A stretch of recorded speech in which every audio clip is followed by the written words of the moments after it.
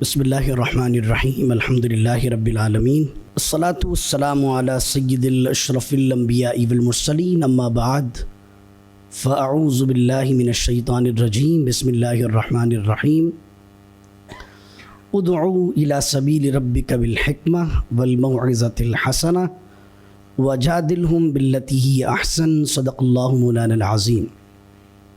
قال النبی صلی اللہ علیہ وسلم بلغوا عنی ولو آیہ۔ اللہم صلی وسلم وبارک علی سیدنا و مولانا محمد معدن الجود والکرم و آلہ و صحبہ وبارک وسلم۔ پہلے ہر ساز کو ہم آواز کیا جاتا ہے، پہلے ہر ساز کو ہم آواز کیا جاتا ہے، پھر کہیں نغمے کا آغاز کیا جاتا ہے۔ سب سے پہلے میں شکر گزار ہوں ہمارے محترم دوست بڑے بھائی اس ادارے کے بانی ڈاکٹر عمیر محمود صدیقی صاحب کا، کہ جن کی دعوت پر میرا اس ادارے میں آنا نصیب ہوا۔ اللہ رب العزت ان کا بلانا اپنی بارگاہ میں قبول فرمائے، اور چند معروضات جو میں رکھوں گا اللہ تعالیٰ مجھے بھی اس پر عمل کرنے کی توفیق دے اور آپ کو بھی توفیق عظمیٰ نصیب فرمائے۔ اور اس وقت اسٹیج کو زینت بخشنے والے تمام علماء کرام کا شکریہ کہ جو مجھے سننے کے لیے یہاں جمع ہیں۔ سامعین محترم، اللہ تعالیٰ کی بارگاہ میں جواب دہی جب انسان اس جذبے کے بارے میں سوچتا ہے کہ اللہ کی بارگاہ میں کھڑے ہو کر ایک دن ہم نے پیش ہونا ہے، تو وہ جذبہ اس کو خود اس منہج کی دعوت کرنے پر ابھارتا ہے جو اللہ کی بارگاہ میں سرخرو ہونے کا معیار ہے۔ اسی حوالے سے قرآن کریم نے ارشاد فرمایا ادعو الی سبیل ربک بالحکمہ والموعظۃ الحسنۃ وجادلہم باللتی ہی احسن۔ اس سے پہلی جو آیات ہیں سورۃ النحل کی، یہ بالکل اختتامیہ ہے سورۃ النحل کا، اور اس سے پہلے اللہ رب العزت نے کفار مکہ کے اس بیہیویئر کو بیان کیا ہے کہ جو اس سے پہلے بھی انبیاء علیہ السلام کی دعوت کے اندر انبیاء علیہ السلام کو مخالفین کی طرف سے پیش آتی رہے۔ اب اس کے فوراً بعد اس آیت کا آنا دعوتی منہج کے اسلوب کو اور اصول کو بیان کرنے کے لیے اللہ نے ارشاد فرمایا ادعو الی سبیل ربک بالحکمہ، اور اے حبیب آپ دعوت دیجئے، بلائیے، انوائٹ کیجئے لوگوں کو آپ کے رب کے راستے کی طرف۔ حضور ضیاء الامت پیر کرم شاہ صاحب نے سبیل ربکا کے اوپر جو ایک لطیف نقطہ بیان فرمایا ہے، حضور ضیاء الامت فرماتے ہیں کہ یہاں پر سبیل ربکا کا جو لفظ ہے اس میں اللہ تعالیٰ نے یہ بات ارشاد فرمائی ہے کہ دین اور دعوت دین یہ ہر شخص کی، ہر انسان کی بنیادی ضرورت ہے۔ دعوت دین یا دعوت اسلام یا دعوت دین یہ کوئی گروہ بندی کے لیے دعوت نہیں دی جا رہی کہ ایک گروپ بنا لیا جائے، ایک جتھا بنا لیا جائے، ایک گروپ بنا لیا جائے اور معاشرے میں اس گروپ کو لے کر انفلوئنس قائم کیا جائے، بلکہ جس بندے کو اللہ رب العزت نے انسان بنا کر اس دنیا میں بھیجا ہے، ہر انسان کی ضرورت دین ہے۔ اس وجہ سے اللہ تعالیٰ نے ہر ایک کی اس بنیادی ضرورت کو ایڈریس کیا ہے اور فرمایا ہے ادعو الی سبیل ربک، یعنی ہر شخص کے رب کے راستے کی طرف دعوت دیجیے۔ دعوت کس طرح دینی چاہیے؟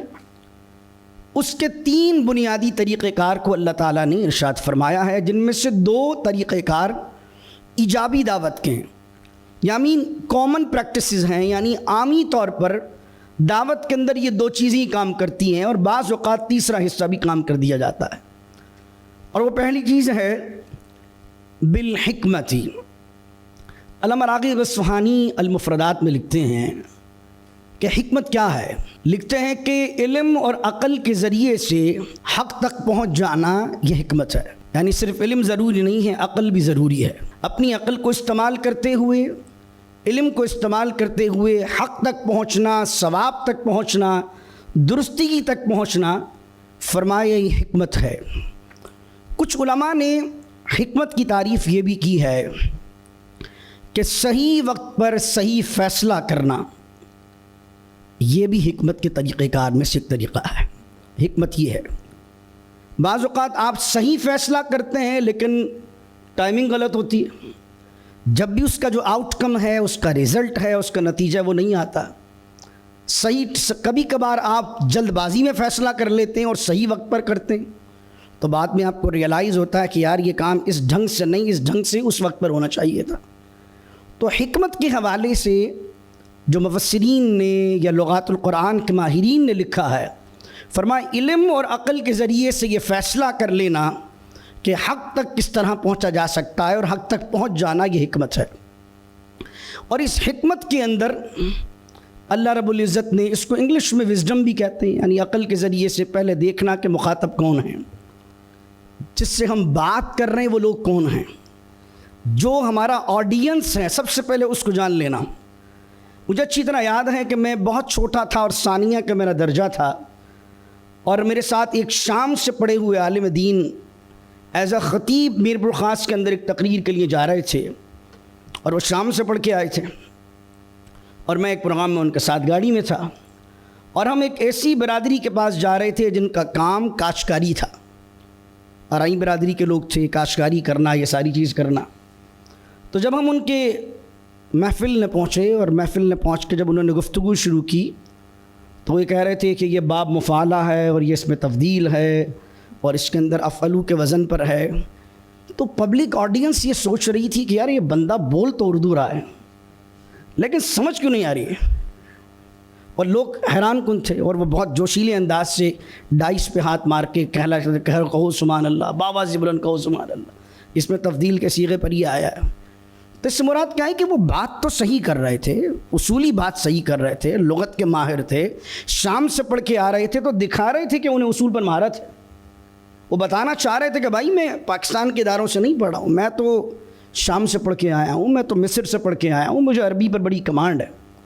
لیکن جو ان کے آڈینس تھے وہ ان سے کوئی اصلاحی بات سمجھنا چاہ رہے تھے، کوئی اصلاح چاہ رہے تھے۔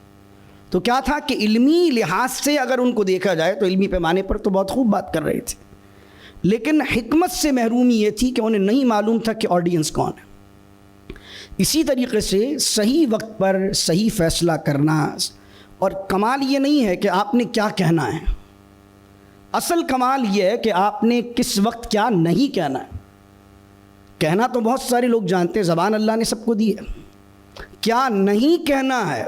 اسی لیے اللہ رب العزت نے جو رحمان کے بندوں کی صفت بیان کی، فرمایا وَعِبَادُ الرَّحْمَنِ الَّذِينَ يَمْشُونَ عَلَى الْأَرْضِ هَوْنًا وَإِذَا خَاطَبَهُمُ الْجَاهِلُونَ قَالُوا سَلَامًا۔ اور رحمان کے بندے وہ ہیں کہ جب زمین پر چلتے ہیں تو نرمی کے ساتھ چلتے ہیں، اور جب جاہل ان سے مخاطب ہوتے ہیں تو وہ کیا کہتے ہیں؟ قالوا سلام۔ حالانکہ جاہل کے سامنے تو ایک عالم کتنے دلائل رکھ سکتا ہے، ایک عالم کتنی بات کر سکتا ہے، ایک عالم کس قدر چپ کروا سکتا ہے، اس کی بولتی بند کر سکتا ہے ہماری لینگویج میں۔ لیکن قرآن نے جو رحمان کے بندوں کی صفت بیان کی ہے کہ وہ اپنے وقت بھی ضائع نہیں کرتے، نہ الفاظ ضائع کرتے، بلکہ کیا کرتے ہیں؟ قالوا سلام۔ تو یہ چیز کب آتی ہے؟ جب انسان دانائی کے ساتھ اپنے آڈینس کے مزاج کو سمجھ کے، اپنے مخاطب کے مزاج کو سمجھ کے حکمت کے ساتھ بات پہنچاتا ہے۔ پھر آگے فرمایا صرف حکمت ہی نہیں، حکمت کا ایک مفہوم علماء نے لکھا ہے کہ مضبوط دلائل کو پیش کر دینا حکمت ہے۔ لیکن اگر صرف مضبوط دلائل ہی دلائل رکھ دیے جائیں، فلسفیانہ فلاسفیکل گفتگو کر دی جائے، ایک کے بعد ایک دلیل، پھر ایک کے بعد ایک دلیل، ایک انسان 25 دلائل لکھ کے لایا اور کہا کہ آج میں اس مجمع میں ثابت کر کے جاؤں گا کہ یہ بات اس طرح ہے، لیکن ہو سکتا ہے 25 دلائل بھی کام نہ کریں پبلک پر۔ تو اس لیے اللہ تعالیٰ نے ایک اور ایجابی دعوت کا طریقہ کار بیان فرمایا، اور وہ ہے والموعظۃ الحسنہ، اچھی نصیحت، اچھی بات، کچھ نے ترجمہ کیا عمدہ نصیحت۔ علامہ راغب نے اس پہ لکھا ہے کہ والموعظۃ الحسنہ کیا ہے؟ فرمایا موعظہ حسنہ سے مراد یہ، امام حسوانی فرماتے ہیں، جو انسان کے ایموشنز کو اپیل کرے وہ عمدہ نصیحت ہے۔ یعنی دلیل ہے، وہ عقل میں تو آ رہی ہے لیکن کوئی ایموشنل فیلنگ نہیں آ رہی انسان کو، کوئی جذبات ابھر ہی نہیں رہے ہیں۔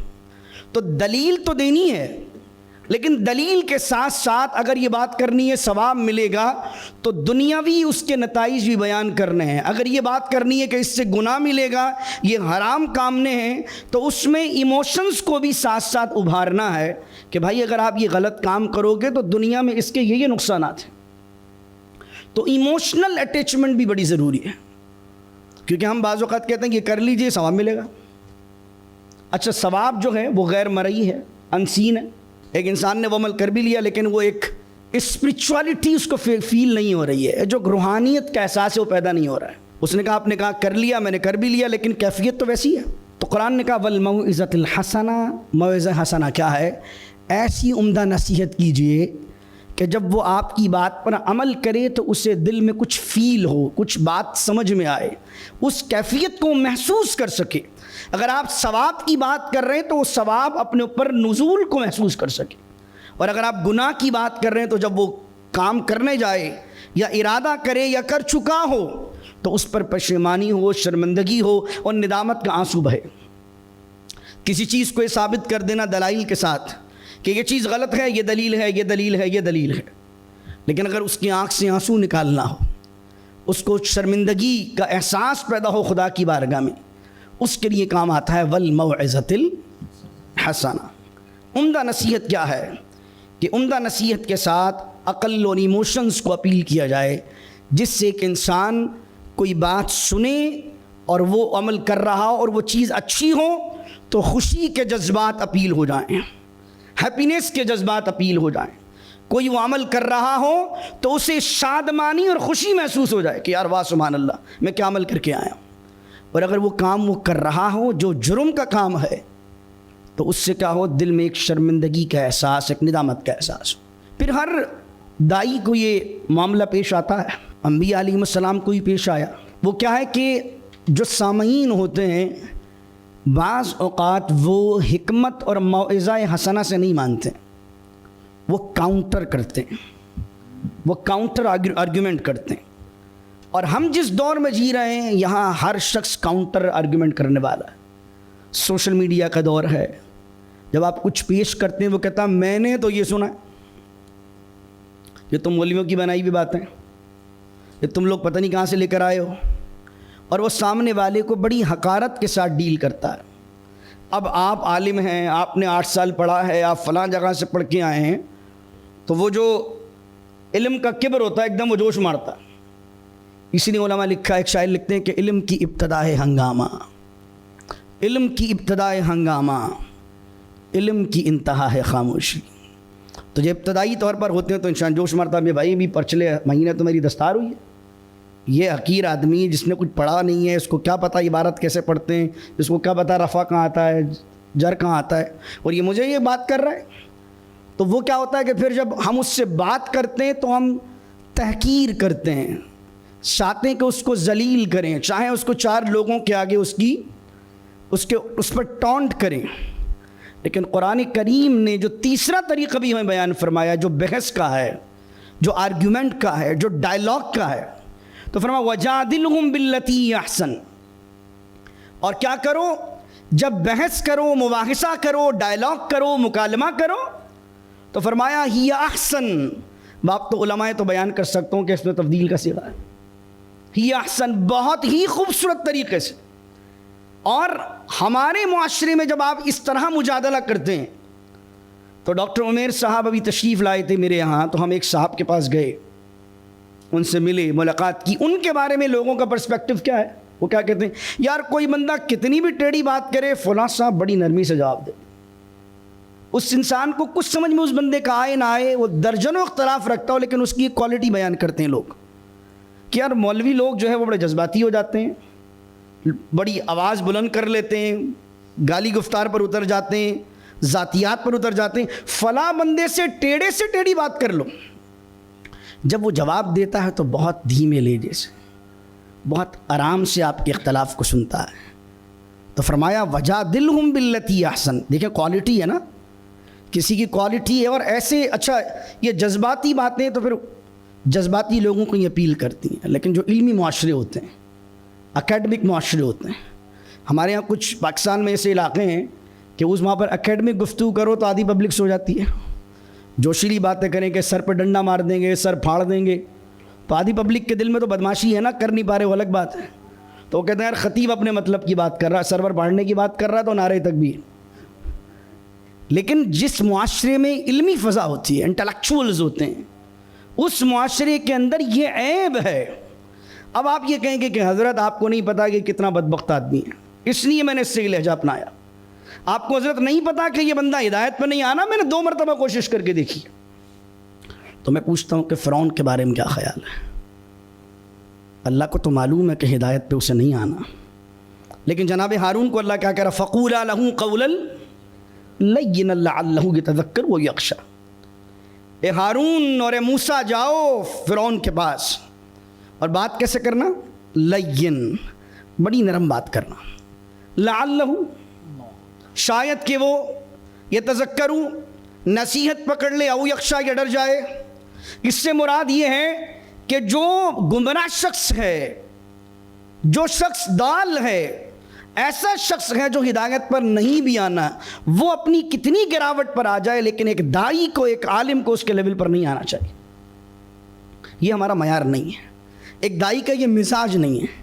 اس لیے قرآن کریم نے ہمیں یہ باتیں ارشاد فرمائیں، اور اسی وجہ سے وجادلہم باللتی احسن حکم فرمایا. اور امام غزالی کی احیاء العلوم کو پڑھتے ہیں ہم، تو وہ جو پہلا باب انہوں نے علم اور علماء کا باندھا تو اس میں لکھا کہ ہمارے دور میں میرے نزدیک مناظرہ کرنا جائز نہیں.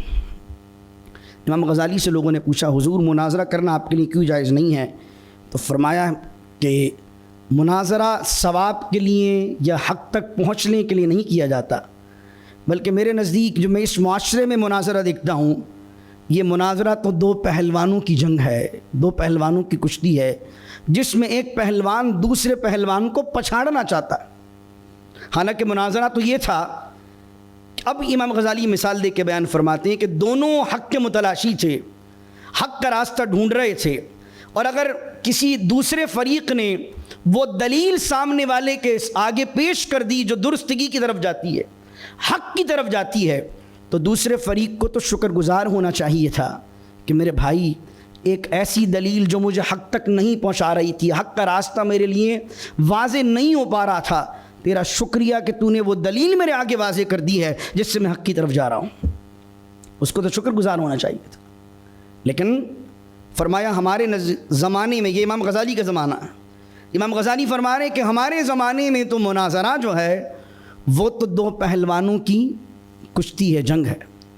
دیکھنا ہو تو یوٹیوب بھرا پڑا، جا کے دیکھیے آپ کیا ہو رہا ہے. ذاتیات پر جملے کیسے جاتے ہیں مناظروں میں، اور دائی کا یہ کام نہیں ہے.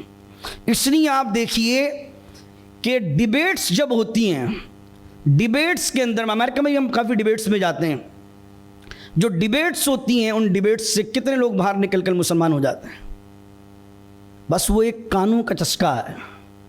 ہر آپ کس طرف بیٹھے ہوئے ہیں، آپ کو وہ دلیل مزہ کرے گی، آپ کو لگے گا ہم جیت گئے، جو ان کے ساتھ آئے ہوئے آڈینس ان کو لگے گا وہ جیت گئے. لیکن صوفی کیا ہوتا ہے؟ صوفی جس معاشرے میں قدم رکھتا ہے، حضور خواجہ معین الدین کو دیکھیے، خواجہ نظام الدین کو دیکھیے، حضور ضیاء الامت کو دیکھیے، اولیاء کاملین کو دیکھیے، کہ جہاں جہاں وہ گئے وہاں وہاں پر نصیحت کی، موعظہ حسنہ کیا، حکمت کی، اور وجادلہم باللتی احسن کے تحت لوگوں کے دلوں کو بدل دیا.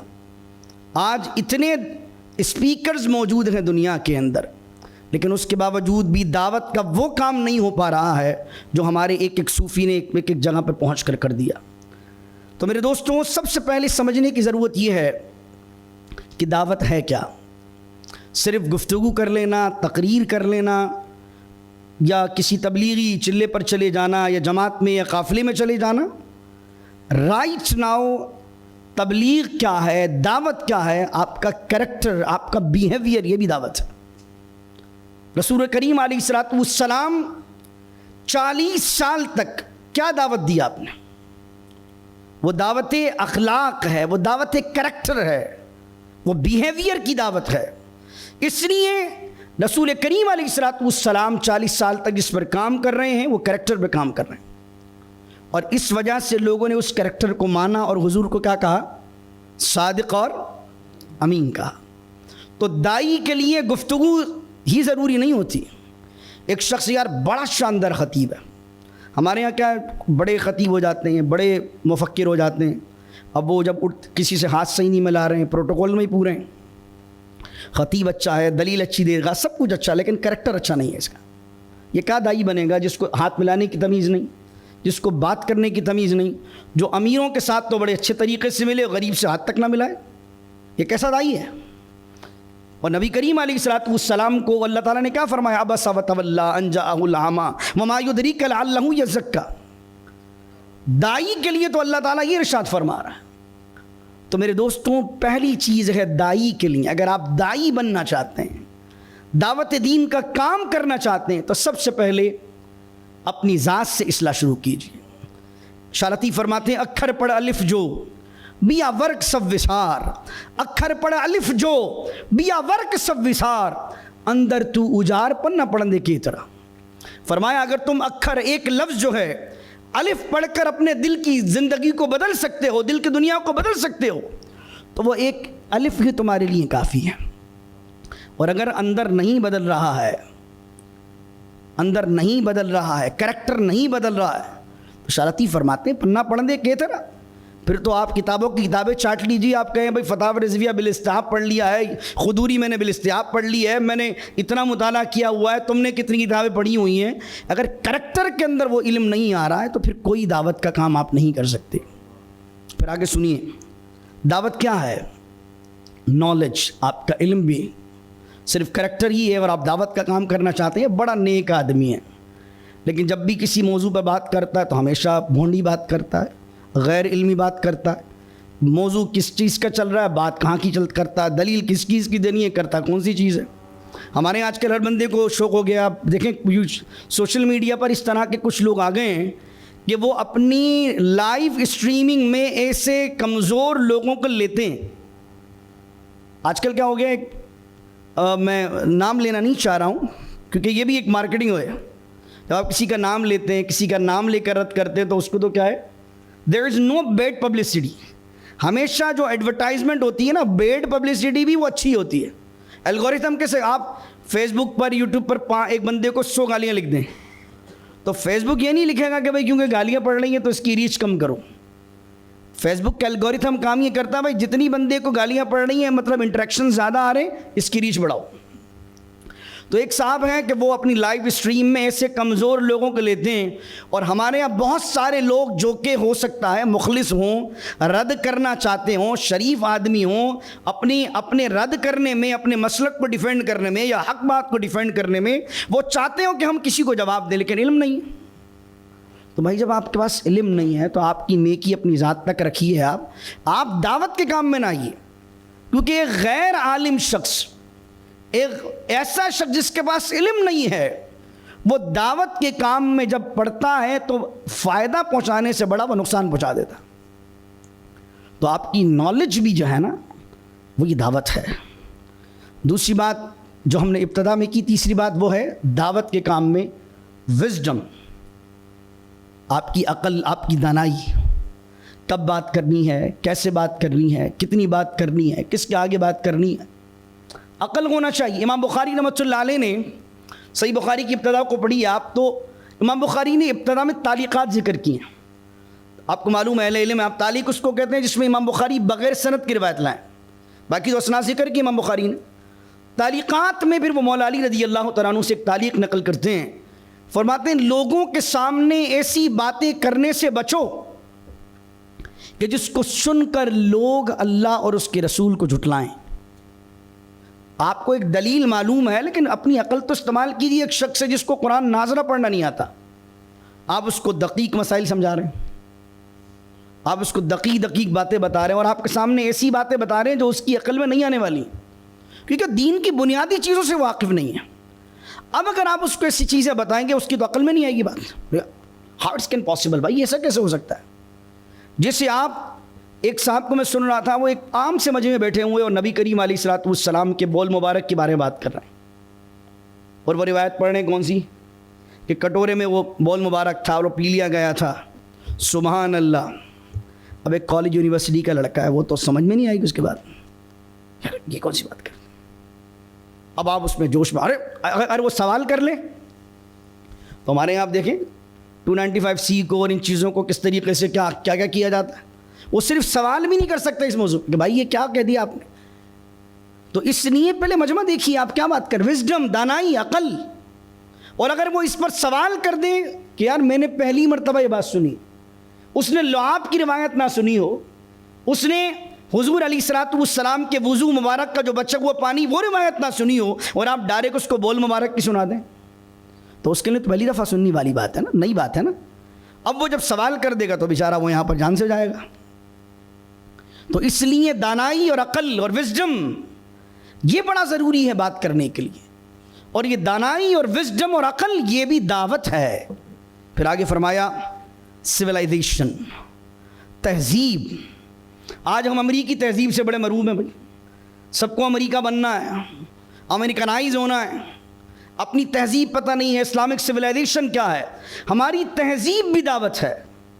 اپنی تہذیب، اپنی مٹی پہ چلنے کا سلیقہ سیکھو. سنگ منپر پر چلو گے تو پھسل جاؤ گے. ہمیں کیا ضرورت ہے یورپ سے تہذیب لینے کی؟ اقبال کیا کہہ رہے ہیں؟ یورپ کی غلامی پہ رضامند ہوا تو، مجھ کو تو گلا تجھ سے ہے، یورپ سے نہیں ہے. کیا فرما رہے ہیں کہ اگر تم یورپ کی غلامی پہ رضامند ہو گئے. اور پھر اقبال کیا کہہ رہے ہیں کہ جب میں گیا یورپ تو ہیرا نہ کر سکا مجھے جلوہ دانش فرنگ، سرما ہے میری آنکھ میں خاک مدینہ و نجف. بھائی وہاں بھی پہنچیے، امریکہ چلے جائیے آپ، لیکن سرما آپ کی آنکھ میں مولا علی کی نسبت کا ہونا چاہیے، اور بینائی آپ کی آنکھ میں مدینے والے مصطفیٰ صلی اللہ علیہ وسلم کی ہونا چاہیے. آپ جہاں بھی جائیں اپنی آئیڈینٹی یاد رکھیں، جہاں بھی جائیں اپنا تعارف یاد رکھیں، جہاں بھی جائیں اپنی شناخت یاد رکھیں، جہاں بھی جائیں اپنی تہذیب یاد رکھیں. ہم کسی ملک میں بھی جائیں گے، کسی بھی علاقے میں جائیں گے، لیکن ہمیں اپنی تہذیب پر فخر ہے، کیونکہ ہماری تہذیب بھی دعوت ہے. ہمیں کسی اور سے تہذیب اڈاپٹ کرنے کی ضرورت نہیں ہے. اسلام نے جو تہذیب دی، جو نظام دیا، جو ماں باپ کا ادب، جو بہن بھائیوں کے رشتے، جو بانڈنگ، جو صلہ رحمی، وہ ہماری جو تہذیب ہے، ہمارا جو کلچر ہے، وہ بھی ہماری دعوت ہونا چاہیے. تو پھر اپنی تہذیب پر کام کیجیے. اس وقت میں جب سنتا ہوں لوگوں کو کہ پاکستان کے اندر اب ہر شخص کو جو ہے وہ یورپ اڈاپٹ کرنا ہے. میں ابھی کچھ عرصے پہلے ایک شخص کو پڑھ رہا تھا، اس نے لکھا کہ ہم انفراسٹرکچر کی جب بات کرتے ہیں تو انفراسٹرکچر کی جب بات کرتے ہیں تو ہمیں یورپ بنانا ہے، ہمیں امریکہ بنانا ہے، ہمیں کوئی کنٹری بنانا ہے. حالانکہ یورپ میں، امریکہ میں صرف گاڑیاں چلتی ہیں. ہمارے یہاں گاڑیوں سے زیادہ لوگ پیدل چلتے ہیں. تو ہمیں ایسی سڑکیں بنانی چاہیے جہاں گاڑیاں بھی چلیں اور جہاں پر پیدل چلنے والوں کے لیے بھی جگہ ہو. تو ہمارے پاس اپنی چیز، اپنا برانڈ ہونا چاہیے. تو میں نے عرض کیا کہ سویلائزیشن بھی جو آپ کی ہے وہ بھی دعوت ہے. دوسری چیز فرمایا مرسی، رحمت، کریمانہ لہجہ ہونا، رحمت ہونا، رحیم ہونا، کریم ہونا، نرم مزاج ہونا، یہ بھی دعوت ہے. قرآن نے کیا کہا؟ فَبِمَا رَحْمَةٍ مِّنَ اللَّهِ لِنْتَ لَهُمْ. یہ پیارے، یہ اللہ کی رحمت ہی ہے آپ پر کہ اللہ نے آپ کو ان کے لیے رحم دل بنایا. تو دائی کے لیے سخت مزاج ہونا نہیں، دائی کے لیے سب سے پہلی ضرورت ہے وہ رحیم ہو. دائی کے لیے کیا ہونا چاہیے کہ وہ رحیم ہو. اور رحم کیسا ہو؟ حضور نظام الدین اولیاء رحمۃ اللہ علیہ کے بارے میں ملتا ہے کہ خواجہ نظام الدین اولیاء رحمۃ اللہ علیہ کی بارگاہ کے اندر، دلی کے اندر جب ہندو لوگوں نے آنا شروع کیا تو وہ ویجی تھے، گوشت نہیں کھاتے تھے. حضور نظام الدین اولیاء رحمۃ اللہ علیہ کو پتہ لگا کہ بھئی کئی ہندو ہماری خانقاہ کے باہر آتے ہیں، اور چونکہ ہمارے یہاں لنگر جو بنتا ہے وہ لنگر ہمارے یہاں بنتا ہے گوشت کا. تو مجھے بتائیے، سخت آدمی ہوتا، متشدد آدمی ہوتا، ایکسٹریمسٹ آدمی ہوتا، بتا بھائی 2 کلو گوشت اور بڑھا دو ان کی، تو ایسی کیسی. یہی کہتا آپ ایک نوالا نہیں کھانے دیں گے ان کو. حضور نظام الدین اولیاء رحمۃ اللہ نے فرمایا کل سے بناؤ دال روٹی. چشتیوں کا کبھی لنگر کھایا آپ نے تو پتا ہوگا آپ کو، چشتیوں کا لنگر کیا ہے؟ دال روٹی. فرمایا دال روٹی پکاؤ. یہ رحمت کا جو مادہ ہے، یہ رحیم ہونا، یہ مرسیفل ہونا، یہ کائنڈ ہونا ٹورڈز دا ہیومینٹی، ایک دائی کے لیے بڑا ضروری ہے. جب حضور نظام الدین اولیاء نے یہ مینیو چینج کیا تو اگلے دن جب ہندوؤں نے دیکھا کہ یار یہ کیسا آدمی ہے کہ اپنے لوگوں کو ہماری وجہ سے دال پر لے آئے ہیں، تو وہ حضرت کا اخلاق دیکھ کے، کریمانہ انداز دیکھ کے، رحم دیکھ کے اور آپ کی رحیمی طبیعت دیکھ کر اسلام لے آئے. اب مجھے بتائیے خواجہ صاحب نے، خواجہ نظام الدین اولیاء محبوب الہی نے، کوئی سلطان العارفین نے تقریر نہیں کی، کوئی دلیل نہیں دی کہ گوشت کے یہ دلائل ہیں، یہ دلائل ہیں، یہ دلیل ہے، یہ دلیل ہے، کھانا چاہیے، کھانا چاہیے، کھانا چاہیے، بیف بھی کھانا چاہیے، چکن بھی کھانا چاہیے. ہو سکتا تقریر کرتے تھے اگلے جمعے وہ، لیکن کیا کیا انہوں نے؟ انداز سے، تقریر سے، بیہیویئر سے، انداز سے، رحمت سے دعوت دی. تو آپ کی تقریر ہی نہیں، دلیل ہی نہیں، صرف دعوت کا کام ہے. آپ کا رحیم ہونا بھی، آپ کا ٹورڈز ہیومینٹی، انسانیت کے لیے آپ کا چیریٹی کرنے والا ہونا، ان کے لیے آسانیاں پیدا کرنے والا ہونا بھی آپ کے لیے جو ہے وہ دعوت کا ایک طریقہ کار. اس لیے حضور نے فرمایا یسروا ولا تعسروا. حضور علیہ الصلوۃ والسلام نے فرمایا بشروا ولا تنفروا. فرمایا حضور نے آسانیاں پیدا کرنے والے بنو. ہمارے یہاں لوگ مفتی بن جاتے ہیں، لوگوں کی زندگی میں اور ہرڈل پیشہ کرتے ہیں. یہ جو مسئلہ میں نکال کے لایا ہوں بھائی، حضور علیہ السلام کا فرمان ہے آسانیاں بانٹنے والے بنو. مشکل اگر امت کے لیے پیدا کر رہے ہو تو کون سی دعوت کا کام کر رہے ہو؟ تو فرمایا مرسی ہونا، یہ بھی دعوت کا ایک طریقہ ہے. ریفارم، اور اس کے ساتھ مرسی ہونے کے ساتھ ساتھ یہ جذبہ ہونا دائی کے لیے کہ میں نے پچھاڑنا نہیں ہے، میں نے ریفارمیشن کرنی ہے، اصلاح کرنی ہے، اصلاح کرنی ہے ہر ایک کے لیے. غیر مسلموں کے بارے میں تو سوچتے ہیں، یا تو کبھی اپنوں کے لیے بھی تو سوچیے. آپ انتقال فرما گئے سید احمد اسد صاحب نور اللہ مرقدہ. ان کی جو زندگی کے آخری سال گزرے ہیں، تو آپ نے دیکھا ہوگا جو لوگ ان سے واقف ہیں، بہت 360 اینگل چینج آیا ان میں. پوری زندگی مناظرے کرتے رہے، ان کے مناظرے موجود بھی ہیں. تو سید احمد اسد صاحب آخری وقت میں آپ نے دیکھا بہت سارے اداروں میں گئے، بات کرنے کے لیے گئے. تو سید اسد صاحب کا ایک میں نے کلپ سنا، کسی نے ان سے سوال کیا حضرت پوری زندگی تو آپ مناظرہ کرتے رہے، مناظرہ ہوتا رہا، یہ آخری میں آپ کو کیا ہو گیا؟ اور پھر ہمارے یہاں تو ایک لیبل لگا دیا جاتا ہے نا، کوئی سولے کلی ہو گئے، عجیب و غریب بات کر دی جاتی. حضرت سے کسی نے سوال کیا کہ حضرت یہ آخری میں کیا ہو گیا آپ کو؟ تو وہ جو بات میں کر رہا ہوں نا، مصلح ہونا، اصلاح کا جذبہ ہونا. تو سید صاحب نے جواب دیا کہ میں پوری زندگی مناظرہ کرتا رہا، دلائل دیتا رہا، لیکن مجھے اب اس عمر میں یہ خیال آتا ہے کہ کل قیامت کے دن رسول اللہ صلی اللہ علیہ وسلم کے سامنے میں کھڑا ہوا، اور حضور نے اگر مجھ سے پوچھ لیا بھائی تھے تو یہ میرے امتی، تم ان کو ہرانے کے جذبے سے ہمیشہ ان سے بات کرتے رہے، کبھی اصلاح کے جذبے کے ساتھ بھی ان سے گفتگو کی کہ یار اگر ان کے دماغ میں کوئی بات غلط فہمی ہے، کسی وجہ سے ان کو کوئی بات سمجھ میں نہیں آ رہی، کم از کم بات تو کی جائے، ملا تو جائے، ان تک بات کلیئر تو کی جائے. ہو سکتا ہے کسی کے دل میں بات اتر جائے، کوئی بات اس طرف گامزن ہو جائے. تو سید صاحب کی جو بات تھی یہ دل کو لگی، اور ہم نے کہا یار ہم اس اپروچ کے ساتھ تو جاتے ہی نہیں. ہمارا تو اپروچ ہی ہے کہ ہم نے رد کرنا ہے، ہم نے پچھاڑنا ہے، ہم نے سامنے والے پر فاتح ہونے کا اعلان کر دینا ہے. ہم اس حیثیت سے تو جاتے ہی نہیں کہ ہم نے ریفارمیشن کرنی ہے، اصلاح کرنی ہے. تو اس لیے یہ تمام چیزیں ایک دائی کے لیے جو ہے نا وہ بڑی ضروری ہیں. اب کیونکہ میرا موضوع ہے کہ دعوت اسلام اور دور جدید، اب یہ تو ہم نے بات کر لی کہ دعوت کیا ہے. یہاں تک تو بات میں سمجھتا ہوں کلیئرٹی کے ساتھ پہنچ گئی ہوگی کہ دعوت کیا ہے. صرف دعوت خطاب نہیں ہے، دعوت صرف چلے نہیں ہے، دعوت صرف تقریر نہیں، یہ ساری چیزیں دعوت ہے. دعوت ایک پورا پیکج ہے بھائی. دعوت یہ نہیں کہ آپ نے علمی لحاظ سے اپنے آپ کو بہت بڑا کر لیا، آپ نے کریکٹر میں بھی اپنے آپ کو بہت بڑا کرنا ہے. آپ چلتی پھرتی دعوت ہونی چاہیے. کیا کہہ رہے ہیں اقبال، یہ راز کسی کو نہیں معلوم کہ مومن قاری نظر آتا ہے حقیقت میں ہے قرآن. کہ دکھنے میں قاری ہے لیکن چلتا پھرتا قرآن کی عملی تصویر ہے. مومن ایسا ہونا چاہیے. تو دائی بھی تو ایسا ہونا چاہیے کہ صرف قرآن پڑھے نہیں کہ بہت اچھا پڑھتا ہے، یعنی قرآن کی تفسیر بہت اچھا مفسر ہے. بھائی یہ بندہ عملی طور پر بھی، کریکٹر کے لحاظ سے بھی، بیہیویئر کے لحاظ سے بھی شاندار انسان ہے. عملی تصویر ہے قرآن کی. اللہ اکبر. تو میرے دوستوں، اب دور جدید کیا ہے؟ دور جدید جو ہے وہ صرف ٹیکنالوجی نہیں ہے. دور جدید جو ہے وہ گلوبلائزیشن ہے. یہ صرف یہ نہیں کہ ہم کراچی میں رہ رہے ہیں، میرے علاقے میں یہ لوگ رہتے ہیں، میرے محلے میں تو 2-4 کمیونٹی رہتی ہیں اور میں نے جمعے میں انہی کو ایڈریس کرنا ہے، اور میں سمجھ رہا ہوں یہی ساری امت ہے. ہمارے یہاں تقریر کے جب بات ہوتی ہے امت میں یہ کیا ہو رہا ہے، بھائی یہ تمہارے 500,000 بندے امت تھوڑی ہیں. تمہاری مسجد میں ساری امت آ گئی. گلوبلائزیشن دماغ میں ہونا، ایکچول انٹرنیشنل افیئرس کیا ہیں، ایکچول امت کو درپیش مسائل کیا ہیں، گلوبلائزیشن پر گلوبل اپروچ ہونی چاہیے. میں اپنے علاقے کے اندر بہت بڑا خطیب ہوں تو میں سمجھوں بھائی میں جو ہے وہ عالمی خطیب اسلام ہوں. میں بھائی آپ کی گلوبلائزیشن پر نظر ہوگی، یہ ایکچولی دور جدید ہے. امریکہ میں کیا ہو رہا ہے، انٹرنیشنل افیئرس کے ہیں، وار کہاں چل رہی ہے، یہ ساری چیزیں معلوم ہونا چاہیے.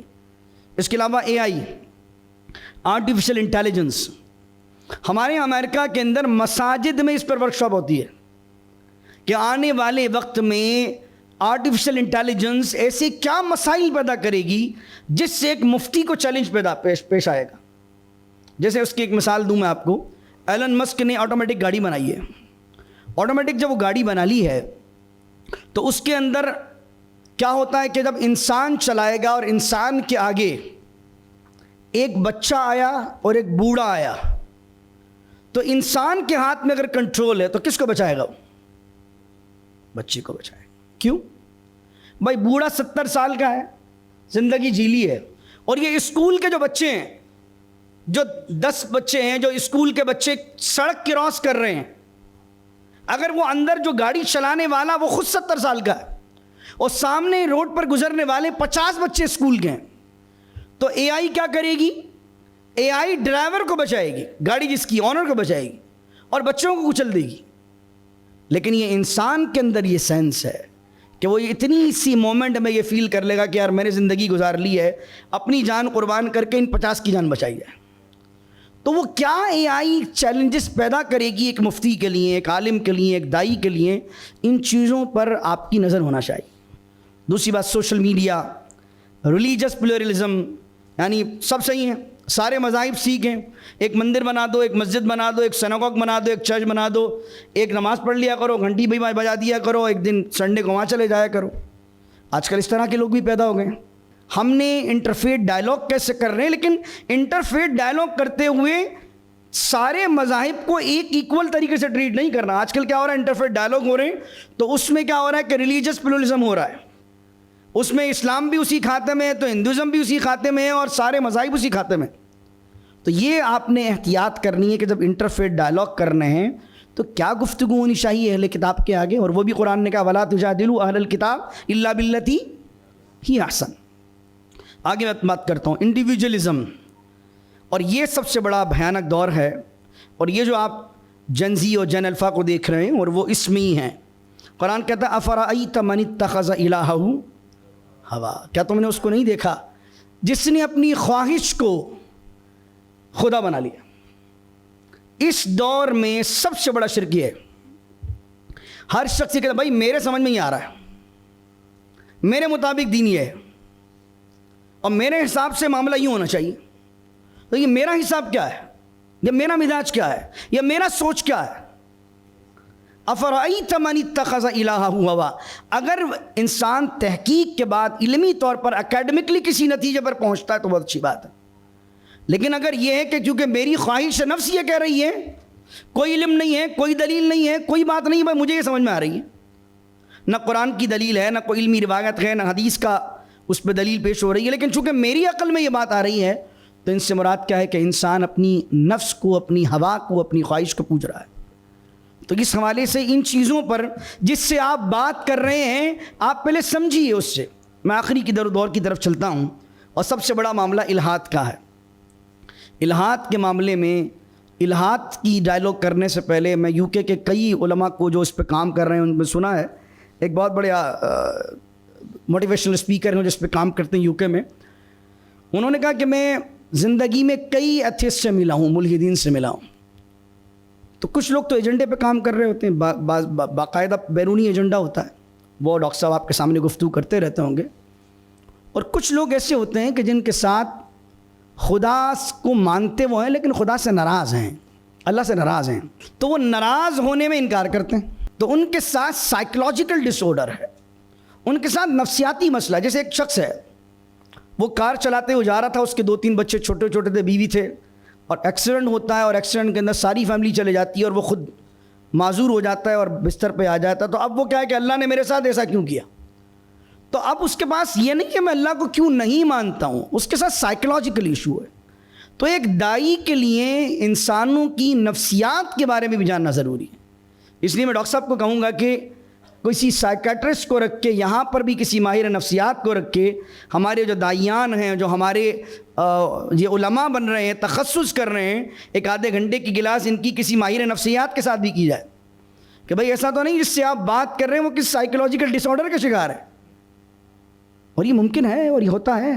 ایک آدمی ہے جو بیوی پر تشدد کر رہا ہے, مار رہا ہے, کوٹ رہا ہے, اور آپ کے پاس وہ بندہ آ جاتا ہے. آپ بولے نہیں گھر بنانا چاہیے, گھر توڑنا بری بات ہے. آپ کہتے ہیں ابغض الحلال الی اللہ تعالیٰ طلاق. بھائی سر پھاڑا جان سے مار دے گا اس کو, اور آپ بولے نہیں گھر بناؤ گھر بناؤ. آپ کو دیکھنا چاہیے سامنے والا پاگل ہے. عورت کی جان بچاؤ بھائی. یہاں پر دیکھنا ہے کہ ایک شخص ہے, یہ شرعی معاملے پر آپ نے اصولی بات کر دی, کیونکہ آپ باہر نہیں نکل رہے ہیں. باہر نکلیں گے اس کی سائیکولوجی کو جانیں گے. ایسے ہی لوگ تو عورتوں کو مار دیتے ہیں, جان سے مار دیتے, پھر کیا ہوگا؟ تو پھر فرمایا ومن احیاها فکأنما احیا الناس جمیعا. جس نے کسی ایک انسان کی جان بچائی اس نے ساری انسانیت کی جان بچائی. تو اس لیے آپ نے جب تک لوگوں کی نفسیات سے آپ کی واقفیت نہیں ہوگی تو اس وقت تک آپ صحیح اپروچ کے ساتھ بات کو پیش نہیں کر پائیں گے. تو نبی کریم علیہ الصلوۃ والسلام کی سیرت میں بھی آپ دیکھیں حکمت کے ہمیں بہت سارے نمونے میں نظر آتے ہیں. کراس کلچرل دعوت کا مظہر حبشہ کی میرا ارادہ تھا کہ میں سیرت کے عنوان سے بھی چند مثالیں پیش کروں, لیکن میں ڈیٹیل گفتگو نہیں کرتا ہوں. نبی کریم علیہ الصلوۃ والسلام کی دور کے اندر بھی پلورل سوسائٹی ہے. خزرج کے لوگ موجود ہیں, بنو قینقاع ہیں اور اوس و خزرج ہیں. حضور علیہ الصلوۃ والسلام جب مدینے پہنچ رہے ہیں تو حضور کس طریقے سے ایک قبیلے کو ڈیل کر رہے ہیں, کس طرح کے معاہدات کر رہے ہیں, کس طریقے سے ان کو ڈیل کر رہے ہیں. یہ سیرت کے اس عنوان کو بھی ہمیں پڑھنا ضروری ہے کہ حضور علیہ السلام نے مکی زندگی میں کیا اسٹریٹجی ہے, مدنی زندگی میں حضور علیہ الصلوۃ والسلام نے جو نان مسلمز تھے ان کو کس طرح ڈیل کیا.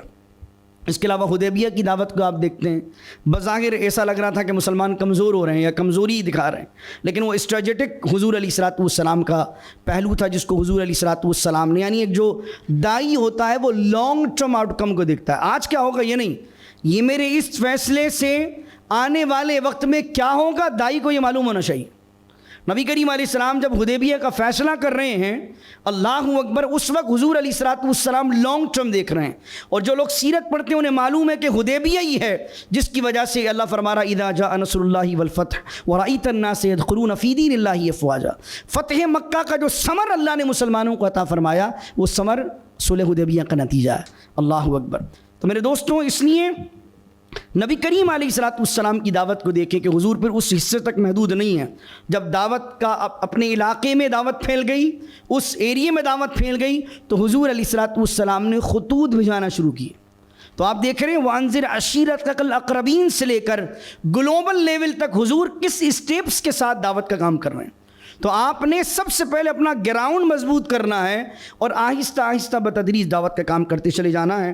تو اللہ تعالیٰ سے دعا کیجیے اللہ تعالیٰ ہمیں عمل کی توفیق عطا فرمائے. دعوت صرف ممبر پر تقریر کا نام نہیں, بلکہ انسان کے ذہن, قلب, معاشرے اور تہذیب تک خیر پہنچانے کا نام ہے.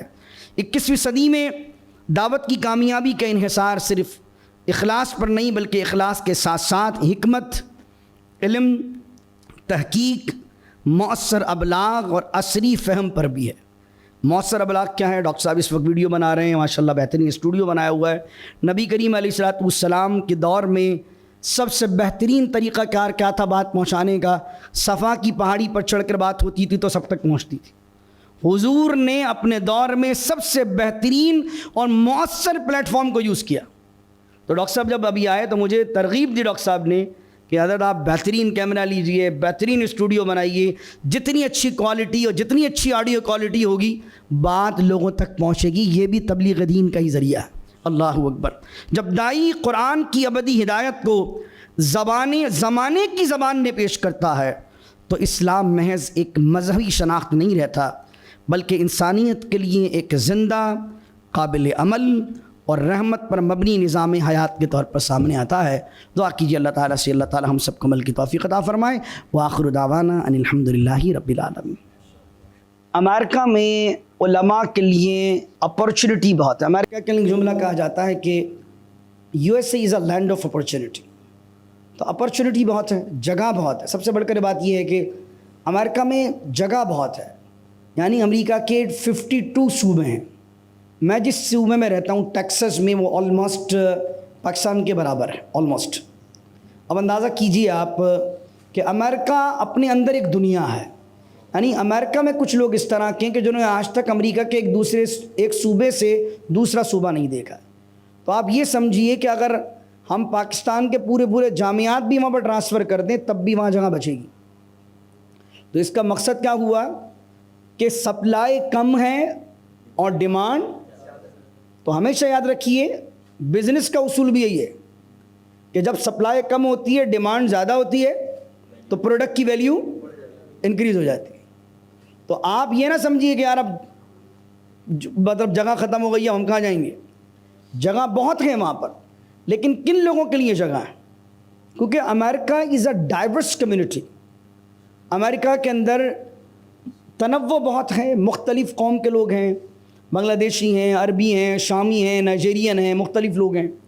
تو اگر آپ صرف انڈیا پاکستان کا ذہن لے کر جائیں گے تو اگر کچھ نہ کچھ کر کے پہنچ بھی گئے, پہلی چیز تو پہنچنا مشکل ہوگا, پہنچ بھی گئے کچھ نہ کچھ کر کے تو وہاں پر کامیاب نہیں ہو پائیں گے اتنے اس بڑے لیول پر. تو اس لیے سب سے پہلی چیز تو یہ ہے کہ آپ کو زبانوں پر عبور ہونا چاہیے. پہلی زبان کیا ہے؟ آپ کو اردو آنی چاہیے. اردو آتی ہے, آپ کی مادری زبان ہے. تو آپ جب اردو آئے گی تو آپ کن لوگوں کو ایڈریس کر پائیں گے؟ انڈیا پاکستان کے لوگوں کو. عربی تکلم بہت شاندار ہونا چاہیے, کیونکہ ہر مسجد میں عربی لوگ بھی آتے ہیں. جب وہ دیکھتے ہیں کہ آدمی اس کو عربی نہیں آ رہی ہے تو عربی کمیونٹی آپ سے, آپ کے ادارے سے دور ہونا شروع ہو جاتی ہے. تو اس لیے وہاں کی مساجد چاہتی ہیں کہ ہمارے پاس ایک ایسا امام آئے جو ہمارے انڈیا پاکستانی لوگوں کو بھی کیٹر کرے اور ہمارے ساتھ ساتھ عربی کمیونٹی کو بھی ایڈریس کرے.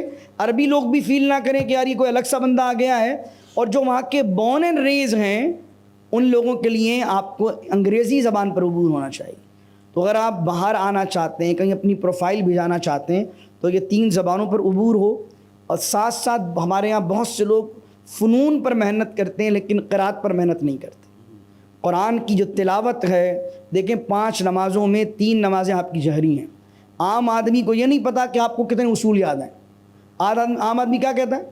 یار میں نے مغرب کی نماز پڑھی تھی, مولوی صاحب نے تو مجھے مکے پہنچا دیا. اب وہ آپ کتنے علمی ڈیپ میں ہیں, علم زیادہ ہے کہ نہیں ہے. تو قرآن کی تلاوت اور اس کے اندر بہترین تلاوت کرنے والے لوگوں کی بہت ڈیمانڈ ہے. تو اگر آپ امریکہ آنا چاہ رہے ہیں تو پہلی چیز یہ کہ ان 3 زبانوں پر عبور حاصل کریں, بات کر سکیں, ڈائلاگ ڈلیوری آپ کی بہت اچھی ہونی چاہیے. دوسری بات قرآن کی تلاوت پر محنت کریں. تیسری بات یہ کہ دربت ہم حنفی ہیں, حنفی فقہ کا تو مطالعہ کر ہی رہے ہیں آپ, لیکن ساتھ ساتھ جب ہم وہاں پہنچتے ہیں تو ایک جو بندہ آپ سے بات پوچھنے آیا وہ ایسے ملک میں رہتا ہے جہاں سب مالکی ہیں, ایسے ملک میں رہتا ہے جہاں سب حنبلی ہیں. تو آپ کے ذہن میں وسعت ہونی چاہیے. تو آپ ابھی سے اپنے آپ کو تیار کریں کہ اس ڈائیورس کمیونٹی میں جا کر آپ بات کر سکیں. اگر آپ اپنے آپ کو اس طرح تیار کرنے میں کامیاب ہو جاتے ہیں تو آپ ہائیلی ڈیمانڈڈ امام ہوں گے وہاں کے, یہ انشاءاللہ. السلام علیکم ورحمۃ اللہ وبرکاتہ. میرا نام محمد عمر ہے. I belong to textile field, export, ہم different parts of the world ہم ایکسپورٹ کرتے ہیں ٹاولس. میرا ایک تھوڑا سا سوال ہے, چھوٹا سا سوال ہے. آپ نے فرمایا کہ حکمت جو ہے, ماشاء اللہ بڑی خوبصورت بات فرمائی کہ it's a combination of wisdom and knowledge. اب چونکہ آج کل سوشل میڈیا ہے, ایون کہ with in the same sect different باتیں ہو رہی ہوتی ہیں. اب آپ مجھے صرف ایک چھوٹا سا ٹرو جینون کرائٹیرین کیا ہونا چاہیے 2 individuals have the same knowledge, have the same اور ایکول انٹلیکچوئلس, تو اب تیسرا بندہ کیا ایسا کرائٹیریا ہوگا کہ تیسرا بندہ کس کو صحیح کہے؟ چونکہ ایک ہی فرقے سے تعلق رکھتے ہیں وہ دونوں انڈیویجولس, حکمت بھی ہے, دونوں نالج سے بھی بات کر رہے ہیں, دونوں کا وزڈم بھی ہے. اب جو تیسری عوام بیٹھی ہوئی ہے اس میں الگ الگ قسم کے لوگ ہیں, کسی کی حکمت زیادہ ہے, کسی کا انٹلیکچوئل کم ہے, زیادہ ہے. Now to whom we choose if such situations create. Thank you. I think so we cannot measure the intellectual of something. یار لائک ہم یہ بات نہیں کر سکتے کہ یار اس کے بعد حکمت ہے. اگر اس کے پاس حکمت ہوگی تو آپ کو اس کے انداز سے, بیہیویئر سے اندازہ ہوگا وہ بات کیا کر رہا ہے. اور جو حکیم آدمی ہے وہ مصلح ہوگا, میں نے کہا ریفارمر ہوگا. اس کی بات کے اندر کسی کی تحقیر نہیں ہوگی. بات آپ جب اس کی گفتگو سنیں گے تو آپ کو لگے گا کہ اگرچہ یہ بندہ کسی ایک سیکٹ سے بلونگ کرتا ہے لیکن اس کی گفتگو میں ہر شخص کو یہ ایڈریس کر رہا ہے اور ہر شخص کی اصلاح کی بات کر رہا ہے, کسی کی تحقیر نہیں کر رہا. بہت آج کے دور میں یہ سمجھنا آسان ہو جاتا ہے کہ جب آپ کسی کا 5 منٹ کی گفتگو بھی سنتے ہیں اور آپ کو نظر آتا ہے کہ یار جب بھی گفتگو کرتا ہے تو کسی ایک خاص گروہ کے مطابق ہی بات کرتا ہے, ہمیشہ ان کے رد پر ہی بات کرتا ہے اور کبھی اصلاح کی بات نہیں کرتا, معاشرے پائی جانے والی برائیوں پر بات نہیں کرتا, تو آپ کو اندازہ ہو جانا چاہیے. لیکن ہم صرف یہ کہ ایک بندہ کا اپیئرنس جو ہے وہ مذہبی ہے تو ہم یہ نہیں کہہ سکتے کہ یار اس کا انٹلیکچوئل بھی اسی لیول کا ہے. اس لیے یس پلیز. سب سے پہلے تو آپ کو خوش آمدید. میرا نام شاہ رخ ہے, اسی ادارے کا طالب علم ہوں. میرا آپ سے سوال یہ ہے کہ آپ ڈیلس سے ماشاء اللہ تشریف, بہت سارے اسکالرس ڈیلس میں وہاں پہ ہیں جن کو ورلڈ وائڈ سنا جاتا ہے اور کافی اچھے اسکالرس ہیں, ڈفرینٹ بیک گراؤنڈ سے تعلق رکھتے ہیں, چاہے وہ عقیدہ ہو یا فقہ ہو, اسکول آف. تو آپ لوگوں نے کیا یہ کوئی آفیشیل تھاٹ اس طرح ڈیولپ ہوا ہے آپ لوگوں کے درمیان کہ ایک دوسرے کے خلاف بات نہیں کرنی؟ اور ہم نے دیکھا ایک کمیونٹی بہت تیزی سے ریپڈلی گرو ہو رہی ہے, جو کہ یہاں ہم بہت کوشش کر رہے ہیں, اس ادارے میں بھی یہ کوشش کی ہے, لیکن وہ نہیں ہو پا رہا. آپ لوگوں کی کوئی یہ مطلب ایسی کوئی انڈرسٹینڈنگ آفیشیل ہے یا آپ لوگوں نے خود حالات کو دیکھتے ہوئے اس کو گرو؟ دیکھیں اچھا کوشچن ہے ہمارے صاحب نے فرمایا, واقعی آپ کی بات ٹھیک ہے. وہاں پر الحمدللہ اس لحاظ سے آپ دیکھتے ہیں کہ فرقہ واریت کے معاملات بہت ہی کم ہیں. اس کی ایک ریزن یہ کہ we are in minority in that land, ہم اس میں مائنورٹی میں. تو ہم جب آپس سے بیٹھتے ہیں ہم کہتے ہیں کہ اگر ہم آپس میں ایک دوسرے پر کیچڑ اٹھا لیں گے, آپس میں ایک دوسرے کا رد کریں گے, تو جو بورن اینڈ ریز لوگ ہیں ان کو تو سیدھا اسلام نہیں معلوم, یعنی اسلام کی مبادیات کے ان بارے میں ان کو علم نہیں ہے. جب ہم ایک دوسرے کے بارے میں رد کریں گے تو وہ ایکچول اسلام سے ہی بدزن ہو جائیں گے. تو ہم نے آپس میں ہم ملاقات کرتے ہیں, ایون کہ ہم ڈس ایگریمنٹس بھی رکھتے ہیں علمی طور پر, یعنی ہر شخص اپنی آئیڈینٹی کے ساتھ زندہ بھی ہے وہاں پر, آئیڈینٹی سے بات بھی کرتا ہے, لیکن اس کے ساتھ ساتھ ہر بندہ ایک دوسرے کو روم دیتا ہے کہ یہ اس طرح کی گفتگو اسلام کو صرف نقصان ہی پہنچائے گی, اس سرزمین پر کوئی اسلام کی خدمت نہیں ہوگی. تو مائنورٹی ہونے کی وجہ سے وہاں پر کیا ہوتا ہے کہ چند لوگ ہیں, چند اسکالرز ہیں ایک شہر کے اندر, زیادہ سے زیادہ 15-20 ہوتے ہیں, تو ان کا ایک جگہ پر جمع کر لینا اور ایک پیج پر جمع ہو جانا قدر آسان ہوتا ہے ایز کمپیئر ٹو پاکستان. صلی علی شفیعنا صلی